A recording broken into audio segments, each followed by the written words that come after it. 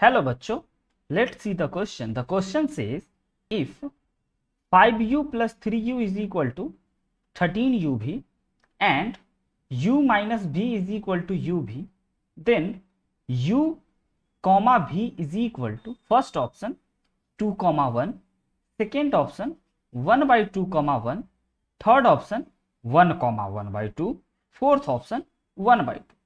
तो बच्चों इस क्वेश्चन को सॉल्व करने के लिए हम लोग जिस की कॉन्सेप्ट का यूज करने वाले हैं वह की कॉन्सेप्ट होगा the key concept is solving linear equation in two variable.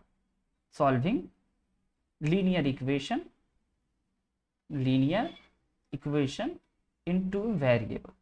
तो बच्चों हम लोग इस दोनों लीनियर इक्वेशन को सॉल्व करने वाले हैं, जिसमें कि सबसे पहले हमें यह क्वेश्चन दे रखा है 5u plus 3v is equal to 13uv. ये हमारा फर्स्ट इक्वेशन.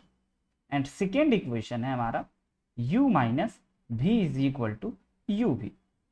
तो जैसा कि आप देख रहे हो बच्चों कि यहाँ पे uv का प्रोडक्ट है, तो अगर हम लोग बोथ साइड इन दोनों इक्वेशन में बोथ साइड uv का डिवाइड लगा दें, then this equation become 5 upon uv plus 3v upon uv is equal to 13 uv upon uv, जहां से हमारा uv से uv कैंसिल आउट हो जाएंगे एंड ये v से v कैंसिल आउट हो जाएंगे एंड ये u से u कैंसिल आउट हो जाएंगे. तो ये बन जाएगा 5 upon v plus 3 upon q is equal to 13.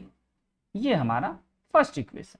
And अगर हम लोग इस सेकेंड इक्वेशन में भी uv का डिवाइड लगा दें both side, then we get u upon uv minus v upon uv is equal to uv upon uv, जो कि बच्चों uv से uv कैंसिल आउट हो गया RHS साइड में एंड LHS साइड में v से v एंड u से u. Then our equation become 1 upon v minus 1 upon u is equal to 1 and this is the second equation. अब बच्चों इन दोनों equation को हम लोग सॉल्व करने जा रहे हैं एलिमिनेशन मेथड से. तो सबसे पहले हमें इस u को अगर कटवाना है तो फर्स्ट इक्वेशन को सेकेंड इक्वेशन को अगर बच्चों हम लोग 3 से मल्टीप्लाई कर दिए एंड ऐड कर देंगे तो coefficient of 1 upon v same हो जाएंगे. तो फर्स्ट इक्वेशन को हम एज इट इज लिखते हैं, जो कि हमारे पास 5 upon v plus 3 upon u is equal to 30. And second equation बच्चों हम लोग अगर 3 से मल्टीप्लाई करें तो this become 3 upon v minus 3 upon u is equal to 3. And अगर इन दोनों को ऐड करा जाए तो ऐड करते ही ये हमारा बन जाएगा v से v वाला टर्म कैंसिल आउट हो जाएगा, सॉरी u से u वाला टर्म कैंसिल आउट हो जाएगा. एंड v वाले टर्म को अगर हम लोग ऐड करें तो 5 upon v plus 3 upon v is equal to 13 plus 3 is equal to 16. Now बच्चों अगर एलसीएम लिया जाए तो एलसीएम लेने के बाद ये हमारे पास बन जाएंगे 5 प्लस 3 इज इक्वल टू 16. दोनों को ऐड किया जाए तो 8 upon v is equal to 16, यानी कि यहाँ से हमारे पास आ चुका है 16v is equal to 8. Then बच्चों v is equal to 8 upon 16 which is equal to 1/2, यानी कि v का वैल्यू यहाँ से हमें आ चुके हैं 1/2. एंड बच्चों अब हमें u के वैल्यू को फाइंड आउट करना चाहिए. तो अगर हम लोग इस v के वैल्यू को पुट कर दें फर्स्ट या सेकेंड किसी भी इक्वेशन में, then we can easily find the value of u. तो बच्चों आगे बढ़ने के लिए हम लोगों को सबसे पहले ये कर लेना चाहिए put v is equal to 1/2 in equation second.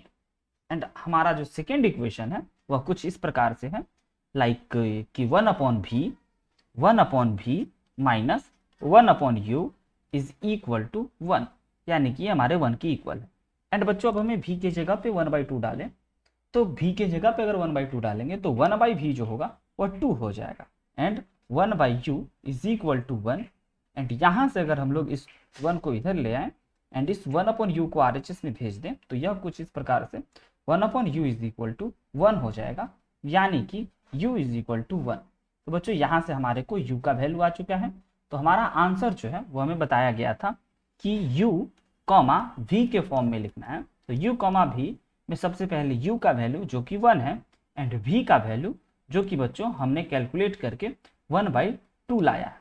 The final answer is u comma v is 1/1/2। The right answer is option C 1/1/2. I hope you understood it very well. Best of luck. Thank you.